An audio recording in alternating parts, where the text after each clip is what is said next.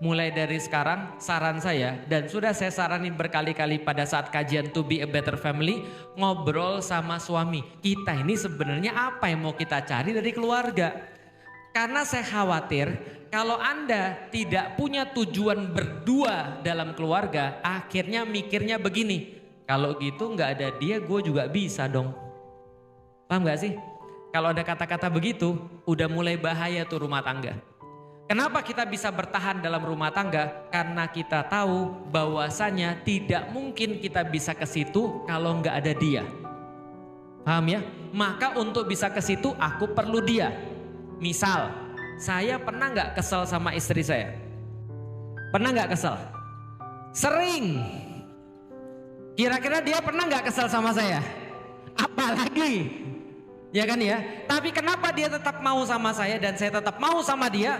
Saya meyakinkan diri saya sendiri. Lik, dari awal kamu milih dia, bukan karena dia jago masak, memang bukan dia adalah orang yang paling lembut dalam perkataan, memang dia bukan orang yang paling cakep dalam fisik, dia memang bukan orang yang paling pintar dalam agama, tapi kamu milih dia karena dia mau support seluruh perbuatan dan amal dakwahmu. Itu udah cukup.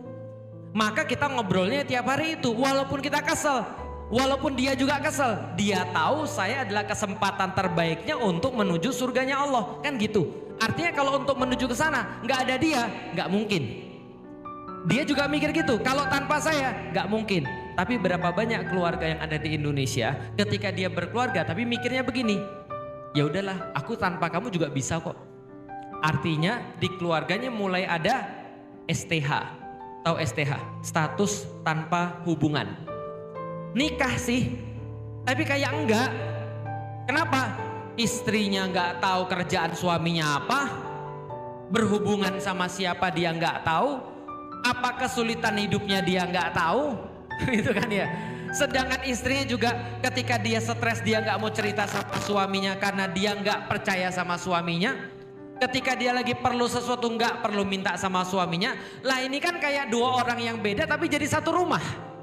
Paham enggak sih? Yang lebih bahaya lagi, manusia itu tidak mungkin bisa sendirian.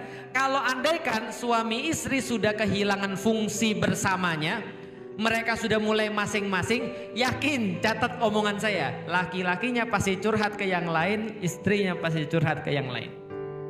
Itu udah pasti.